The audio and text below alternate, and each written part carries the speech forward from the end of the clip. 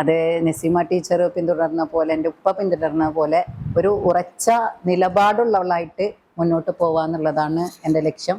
അതെപ്പോഴും അങ്ങനെ ആയിരിക്കട്ടെ എന്നൊരു പ്രാർത്ഥനയും കൂടിയുണ്ട്.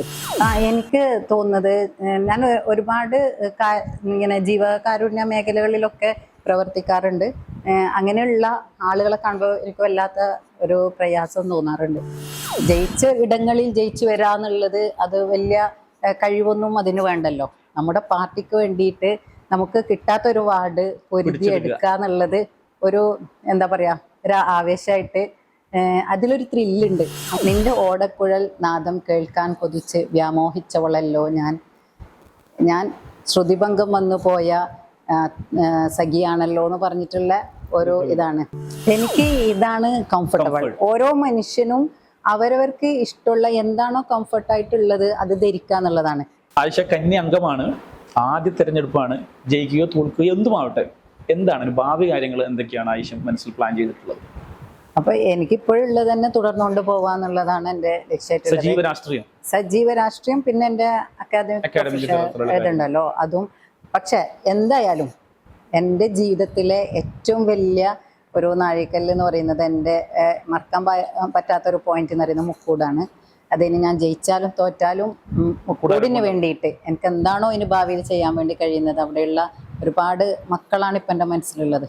ആ മക്കൾക്ക് വേണ്ടിയിട്ട് എന്തൊക്കെയാണ് ചെയ്യാൻ കഴിയുക അതൊക്കെയാണ്. വിദ്യാഭ്യാസം, പിന്നെ പ്രത്യേകിച്ച് എൻഡോസൾഫ കുട്ടികളെ അത് നമുക്ക് പൂർണ്ണമായിട്ടും അവർക്ക് മാത്രമല്ല അവരുടെ പാരൻസിനും കൂടി നമ്മൾ സപ്പോർട്ട് കൊടുക്കേണ്ടി വരും.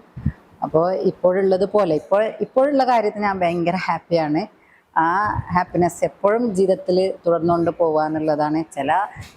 നമുക്ക് ചിലപ്പം അഭിപ്രായങ്ങൾ ഉണ്ടാവാം, ചിലപ്പോൾ പല രീതിയിലുള്ള പിന്നെ ആരോപണങ്ങളൊക്കെ ഉണ്ടാവാം. പക്ഷെ നമുക്കൊരു നിലപാടുണ്ടല്ലോ, ആ നിലപാട് എവിടെയും ആരായാലും പണയം വെക്കാനോ ഒരു അഡ്ജസ്റ്റ്മെന്റ് രാഷ്ട്രീയത്തിനോ അതിനൊന്നും ഒരിക്കലും ഞാൻ ഒരുക്കല്ല.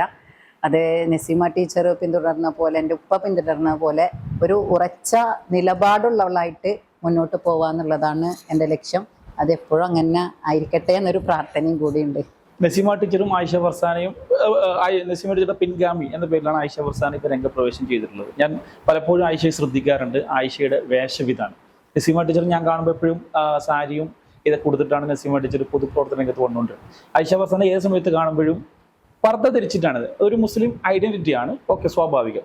തീർച്ചയായിട്ടും രാഷ്ട്രീയ രംഗത്ത് വരുമ്പോൾ എതിരാളികൾ ഒരു പക്ഷേ വേഷവിധാനവും ഒരു പക്ഷേ അവിടെ ആരോപണമായിട്ടൊക്കെ ഉപയോഗിച്ചേക്കാം. ആസ് എ പേഴ്സൺ, ഒരു വ്യക്തി എന്ന നിലയിൽ ഈ വേഷവിധാനവുമായി മുന്നോട്ട് പോകുന്നതിന് ആയിഷ ഫർസാന സമൂഹത്തോട് എന്താണ് പറയുന്നത്? എനിക്ക് ഇതാണ് കംഫർട്ടബിൾ. ഓരോ മനുഷ്യനും അവരവർക്ക് ഇഷ്ടമുള്ള എന്താണോ കംഫർട്ടായിട്ടുള്ളത് അത് ധരിക്കുക എന്നുള്ളതാണ്.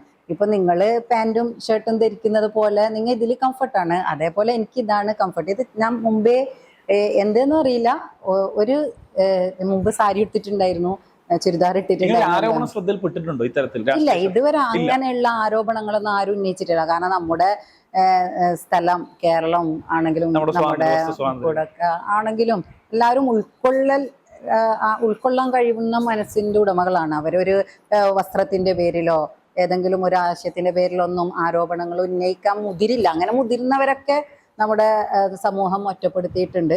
ഇത് എൻ്റെ വസ്ത്രം ഒരിക്കലും എൻ്റെ കാഴ്ചപ്പാടുകളെയോ എൻ്റെ വിശ്വാസങ്ങളെയോ മറ്റുള്ളവരുമായിട്ടുള്ള എൻ്റെ സ്നേഹബന്ധങ്ങളെയോ ഒന്നും ഒരു തടസ്സമായി നിൽക്കുന്നതല്ല. ഇപ്പം എൻ്റെ സുഹൃത്ത് തന്നെ, ഇപ്പോൾ ഞാൻ എപ്പോഴും പറയാറുണ്ട്, ശ്രീജയ എന്ന് പറഞ്ഞിട്ട് എൻ്റെ ഒരു ക്ലാസ്മേറ്റ് ഉണ്ടായിരുന്നു. അവള് ഒരു ഹാഫ് ബ്രാഹ്മണാണ്. പക്ഷെ അവളും ഞാനും വലിയ തിക് ഫ്രണ്ട്സാണ്. അവൾക്കിപ്പം ക്യാൻസറായിട്ട് ബാംഗ്ലൂർ ട്രീറ്റ്മെൻറ്റിലാണ്. അവളെ ഞാൻ കാണാൻ പോയിട്ടുണ്ടായിരുന്നു. ഇപ്പോഴും ഇന്നലെയും കൂടി അവൾ വിളിച്ചിട്ട് വല്ലാത്ത പ്രയാസം പറഞ്ഞു. പക്ഷെ അവളിൽ ഒരാളായിട്ട്, അവളെ വീട്ടിൽ പോയാൽ അവളിപ്പുറത്ത് കൃഷ്ണനെ ഇതാക്കുന്നത്, അവളുടെ കണ്ണിന് വേണ്ടിയിട്ട് +2 പഠിക്കുമ്പോൾ ഞാനൊരു കവിത കൂടി എഴുതിയിട്ടുണ്ട്. ആ കവിതയൊക്കെ ഓർമ്മയുണ്ട്. നിന്റെ ഓടക്കുഴൽ നാദം കേൾക്കാൻ കൊതിച്ച് വ്യാമോഹിച്ചവളല്ലോ ഞാൻ ശ്രുതിഭംഗം വന്നു പോയ സഖിയാണല്ലോ എന്ന് പറഞ്ഞിട്ടുള്ള ഒരു ഇതാണ്. കണ്ണന് വേണ്ടിയിട്ട് അതിൻ്റെ ഇപ്പോഴും അതെൻ്റെ ഡയറിയിലുണ്ട്. അത് അന്ന് ബാംഗ്ലൂർ പോയ സമയത്ത് അവളുടെ ഇവിടെയാണ് കണ്ണനുണ്ടായിരുന്നത്. കണ്ണൻ്റെ പിറകിലുള്ള റൂമിലാണ് അവളെ എനിക്ക് നിസ്കരിക്കാനുള്ള സൗകര്യം ചെയ്തത്. അപ്പോൾ ഞാൻ അവളോട് ചോദിച്ചിട്ടുണ്ടായിരുന്നു എൻ്റെ കണ്ണിന് ബുദ്ധിമുട്ടാവുമോ എന്ന് ചോദിച്ചിട്ടുണ്ടായിരുന്നു. അപ്പോൾ അവൾ പറഞ്ഞു എൻ്റെ കണ്ണൻ നിന്നെ മനസ്സിലാക്കുന്നവനാണ്, എന്നെ ഇഷ്ടപ്പെടുന്ന പോലെ തന്നെ കണ്ണൻ നിന്നെ ഇഷ്ടപ്പെടുന്നുണ്ടാവും. അത് അവളുടെ ഒരു വിശ്വാസത്തിന്റെ ഇതിൽ പറഞ്ഞാണ്. പിന്നെ വിദ്യാജ്യോതി, അവള് പിന്നെ പ്രതിഭയൊക്കെ ആയിരുന്നു, കലാതിലകൊക്കെ ആയിരുന്നു. അവളിപ്പോഴും നമ്മുടെ ഫേസ്ബുക്കൊക്കെ എടുത്ത് നോക്കിയാൽ അറിയും, വിദ്യാജ്യോതിന്റെ ആ ഫേസ്ബുക്കിൽ അവള് നൃത്തത്തിന് വേണ്ടിയിട്ട് ജീവിതം സമർപ്പിച്ചവളാണ്. എൻ്റെ ബെസ്റ്റ് ഫ്രണ്ട്സാണ് അവരൊക്കെ. നമ്മള് ഇടവേളകളിൽ ഒന്നിച്ചു കൂടുന്നവരാണ്. ഇത് വേഷവിധാനങ്ങളോ വിശ്വാസങ്ങൾ. ഞാൻ അവിടെ ഗൾഫിൽ പോയ സമയത്ത് വിദ്യാജ്യോതി എന്നെ ദുബൈയിലേക്ക് കാണാൻ വന്നിട്ടുണ്ടായിരുന്നു. അങ്ങനെയുള്ള ഇതൊന്നും എനിക്കില്ല. ഞാൻ സ്വാഭാവികമായിട്ട് ഹോസ്റ്റലിലൊക്കെ നിന്നവളാണ്, കോളേജിലൊക്കെ പഠിച്ചതാണ്, മിക്സഡ് ആയിട്ട് വളർന്നവളാണ്. ഞാൻ ജീവിച്ചത് തന്നെ എൻ്റെ ഉമ്മൻ്റെ വീട്ട് സെന്ററിലാണ്. അതിൻ്റെ ചുറ്റുപാട് മുഴുവൻ അന്യമതസ്ഥരായ ആളുകളാണ്. അവരെ വീട്ടിൽ തന്നെയാണ് ഞാൻ വളർന്നത്. ഇപ്പോഴും അവിടെ പോയി കഴിഞ്ഞാല് പിന്നെ ഐഷ മോളേന്ന് പറഞ്ഞിട്ട് ഒരു ഓടി ഇപ്പോഴും അവരെ ചട്ടീന്ന് വാരിയിട്ടാണ് എൻ്റെ വായിൽ ഇങ്ങനെ ഇപ്പോഴും പോയാല് അവരിട്ടരും. അപ്പൊ എല്ലാരും ഉൾക്കൊള്ളാൻ വേണ്ടിട്ട് നമുക്ക് കഴിയും. വേഷം ഒരു പ്രശ്നേ അല്ല. ആയിഷ പാടുവോ? പണ്ടൊക്കെ പാടിയിട്ടുണ്ടായിരുന്നു, പണ്ട് ഒപ്പനക്കൊക്കെ. ഇവിടെ പാടൂല. ഇതിന് വെറുതെ ഒരു റിസ്ക് എടുക്കുന്ന, എനിക്ക് കിട്ടുന്ന ഓട്ടൊക്കെ കിട്ടിക്കോട്ടെ. അപ്പോൾ ശരി, എന്തായാലും വളരെ സന്തോഷമായി. ഒരുപാട് കാര്യങ്ങൾ ചോദിക്കാൻ അറിഞ്ഞു. നമ്മുടെ പ്രേക്ഷകർക്കും ഇതുമായി ബന്ധപ്പെട്ട ഒരുപാട് കാര്യങ്ങൾ ആയിഷ പറഞ്ഞു. എനിക്ക് തോന്നുന്നത് നമുക്ക് കുറച്ച് സമയം കൂടി, എനിക്ക് വൈൻഡ് അപ്പ് ചെയ്യാൻ സമയമായി. നമ്മുടെ മേഖലയിൽ പ്രത്യേകിച്ച് മുസ്ലിം കമ്മ്യൂണിറ്റിയിലെ ആളുകൾക്ക് സർക്കാർ മേഖലയിലേക്ക് കുട്ടികൾ വരുന്നത് വളരെ കുറവാണ്. അതിനെക്കുറിച്ചുള്ള അവബോധം വളരെ കുറവാണ്. PSCയുമായി ബന്ധപ്പെട്ട് ഇതുമായി ബന്ധപ്പെട്ട് ജോലി ചെയ്യുന്ന അല്ലെങ്കിൽ വർക്ക് ചെയ്യുന്ന ഒരാൾ എന്ന നിലയിൽ ഇതുമായി ബന്ധപ്പെട്ട നമ്മുടെ വാർഡിൽ ഇപ്പൊ ജയിച്ചു കഴിഞ്ഞാലോ അല്ല തോറ്റു കഴിഞ്ഞാലോ മുക്കൂടിൽ എന്ത് തരത്തിലുള്ള ഒരു മാറ്റം കൊണ്ടുവരാനാണ് ഉദ്ദേശിച്ചത്? അത് ഞാൻ പറയാൻ വിട്ടുപോയതാണ്. ഞാൻ ഒരു വീട് കയറുമ്പോഴേ കുറെ കുട്ടികള് PSC പിന്നെ ഇതിന് കോച്ചിങ്ങിന് പോകുന്ന കുട്ടികളാണ്. അവർ ഡിഗ്രി PG ഒക്കെ കഴിഞ്ഞവർ PSC കോച്ച്. അവർക്ക് എൻ്റെ മനസ്സിൽ അപ്പോൾ ഉണ്ടായിരുന്നത്, എന്തുകൊണ്ട് സൗജന്യ PSC സെന്ററുകൾ അവിടെ തുടങ്ങിക്കൂടാ?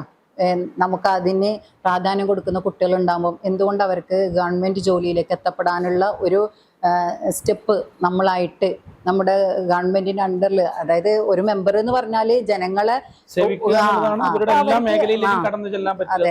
അതെ. ഇപ്പൊ ഞാനത് പറയുമ്പോഴാണ് എനിക്ക് ഓർമ്മ വരുന്നത്, PSC എഴുതിയിട്ട് പണ്ട് ഫസ്റ്റ് ടൈം PSC എഴുതിയിട്ട് LDCന്റെ റാങ്ക് ലിസ്റ്റിൽ ഉണ്ടായിരുന്നതാണ് ഞാൻ. അപ്പോൾ അത് എവിടെയോ ദൂരെ ആയതുകൊണ്ട് ആഫ്റ്റർ മാരേജ് ആണ്. അപ്പൊ നമുക്ക് ഒരുപാട് റെസ്ട്രിക്ഷൻസ് ഒക്കെ ഉള്ളതുകൊണ്ട് എനിക്കത് ആ സമയത്ത് പോകാൻ വേണ്ടി പറ്റിയില്ല. ഒരുപാട് കുടുംബകാര്യങ്ങളൊക്കെ ഉണ്ടായതുകൊണ്ട് പോകാൻ വേണ്ടി പറ്റിയില്ല. പക്ഷേ ആ ഒരു നഷ്ടബോധം ഉള്ളത് കൊണ്ട് ഞാൻ പലപ്പോഴും ആരെ കണ്ടാലും പറയാം, നിങ്ങൾ PSC എഴുതണം, ഗവൺമെന്റ് ജോലിയെ കയറണം. അതൊരു സെക്യൂരിറ്റി ആണല്ലോ നമുക്ക്. അപ്പൊ അങ്ങനെയുള്ളവരെ കൊണ്ടുവരാന്നുള്ളതാണ് ഏറ്റവും ലക്ഷ്യം ഞാൻ ഉദ്ദേശിക്കുന്നത്. ആരോഗ്യപരമായിട്ട് വിദ്യാഭ്യാസപരമായിട്ട് ഒരു സമൂലമായ മാറ്റം മുക്കൂട് ദേശത്തുണ്ടാവണം. അതുമായി ബന്ധപ്പെട്ട പ്രദേശങ്ങളാണ് എല്ലാം സിസ്റ്റമാറ്റിക് ആയിരിക്കണം. കാഴ്ചപ്പാടുള്ള ആളുകൾ മുന്നോട്ട് വരണം. മുക്കൂടിന്റെ ഏറ്റവും പ്രധാനപ്പെട്ട ഒരു പ്രശ്നമായിരുന്നു മുക്കൂട് പാലവുമായി ബന്ധപ്പെട്ട വിഷയങ്ങൾ. പഠിച്ചിട്ടുണ്ടാകും എന്ന് വിചാരിക്കുന്നു. ഒരുപക്ഷെ ഇപ്പം അതിനുള്ള ഫണ്ട് പാസ്സായി, അതിന്റെ വർക്ക് നടന്നുകൊണ്ടിരിക്കുകയാണ്. ആ മേഖലയിലൊക്കെ ശ്രദ്ധ ചെലുത്തലുണ്ടാവുമല്ലോ ആയിഷ ഫർസീനയുടെ ഭാഗത്തുനിന്ന്? അതൊക്കെ ഞാൻ ശ്രദ്ധിക്കുന്നുണ്ട്. പിന്നെ ഈ മുക്കൂട് പാലം ആ ഒരു ഭാഗത്ത് പ്രചരണത്തിന് പോയ സമയത്ത് അവിടെയൊക്കെ താമസിച്ചിട്ടാണല്ലോ അതിലൊക്കെ ചെയ്യുന്നത്. ശരിക്കും മുക്കൂട് എന്ന് പറയുന്നത് ഒരൊറ്റപ്പെട്ട ദേശമായിട്ടാണ് എനിക്ക് തോന്നിയിട്ടുണ്ടായത്. നമുക്കൊരു സൗകര്യം ഉണ്ടാവുക എന്നുള്ളത് ഒരു പ്രധാനമാണ്. ഗതാഗത സൗകര്യം ഇല്ലാത്ത പിന്നെ പ്രദേശങ്ങള് ഈ കാലഘട്ടത്തിൽ ഉണ്ടാവുക എന്നുള്ളത് ഒരു ചോദ്യമാണ്. അത് എങ്ങനെയാണ് അവിടെ പിന്നെ വികസനം കൊണ്ടുവരാ? നമ്മ ബാക്കി വലിയ കോടികള് ചെലവിട്ടിട്ട് കോട്ടകളും മറ്റും ഒക്കെ കൊണ്ടുവരുമ്പോ ആദ്യം അടിസ്ഥാന ആവശ്യങ്ങള് നിറവേറ്റുക എന്നുള്ളതാണ് പ്രധാനം. ഏതായാലും ആയിഷ ഫർസാന കുറഞ്ഞ സമയങ്ങൾ കൊണ്ട് തന്നെ മുക്കൂട് എന്ന ദേശത്തെ കൃത്യമായി പഠിച്ചു, ഹൃദയത്തിൽ വരച്ചു ചേർത്തു, അതിനുള്ള ഒരു രൂപരേഖ തയ്യാറാക്കി. വളരെ സന്തോഷം. അവസാനമായിട്ട് ഒരൊറ്റ ചോദ്യമാണ്, ആയിഷ ഫർസാന ഈ വാർഡിൽ നിന്ന് വിജയിക്കുമോ? അതല്ലെങ്കിൽ ഈ വാർഡിലെ ആളുകൾ ആയിഷ ഫർസാനയ്ക്ക് എന്തിന് വോട്ട് ചെയ്യണം? അതുമല്ല എങ്കിൽ ഈ നാട്ടിലെ വോട്ടർമാരോട് അവസാനമായിട്ട് ആയിഷ ഫർസാനയ്ക്ക് എന്താണ് പറയാൻ?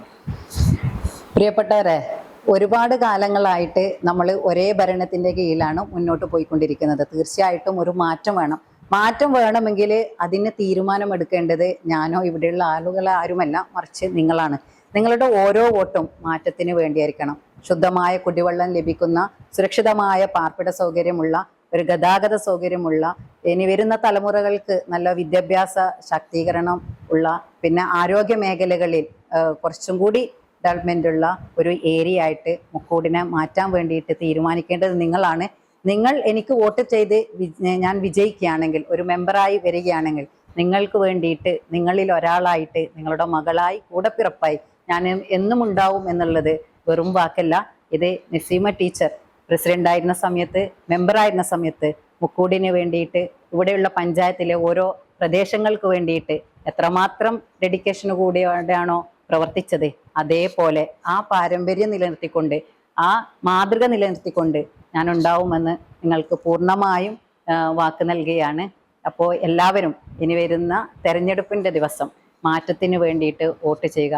നിങ്ങളുടെ മാറ്റം ഉണ്ടാക്കാൻ പോകുന്നത് ഒരു വലിയ വിപ്ലവമാണ് എന്ന് നിങ്ങൾ തിരിച്ചറിയുക. ഞാൻ UDF പ്രതിനിധീകരിച്ചിട്ടാണ് മത്സരിക്കുന്നത്. എൻ്റെ ചിഹ്നം എന്ന് പറയുന്നത് ഏണി അടയാളമാണ്. നിങ്ങളുടെ ഓരോ വിലയേറിയ വോട്ടും ഏണി അടയാളത്തിൽ ആയിഷ ഫർസാന PP എന്നാണ് അതിൽ ബാലറ്റിൽ ഉണ്ടാവുക. ആ ഏണി അടയാളത്തിൽ വോട്ട് ചെയ്ത് വമ്പിച്ച ഭൂരിപക്ഷത്തോടെ വിജയിപ്പിക്കണമെന്ന് വിനീതമായി നിങ്ങളോട് അഭ്യർത്ഥിക്കുകയാണ്. എന്തായാലും വളരെ സന്തോഷം ആയിഷയുടെ വാക്കുകൾ നിങ്ങൾ കേട്ടു. സാധാരണ തിരഞ്ഞെടുപ്പുമായി ബന്ധപ്പെട്ടിട്ട് ഒരു സ്ഥാനാർത്ഥി പറയുന്ന വാക്കുകളാണോ അല്ലയോ എന്ന് തീരുമാനിക്കേണ്ടത് നിങ്ങളാണ്. കുറച്ച ആത്മവിശ്വാസമുണ്ട്, വാർഡിനെ കുറിച്ച് കൃത്യമായ പഠനം നടത്തിയിട്ടുണ്ട്, രാഷ്ട്രീയ പാരമ്പര്യമുള്ള കുടുംബത്തിൽ നിന്നും വന്നിട്ടുള്ള ഒരു സ്ഥാനാർത്ഥിയാണ്. ഇതൊക്കെ ആയിഷയ്ക്ക് പോസിറ്റീവ് ആവട്ടെ, അതൊക്കെ വോട്ടായി മാറട്ടെ എന്ന് ഞങ്ങൾ ആഗ്രഹിക്കുകയാണ്.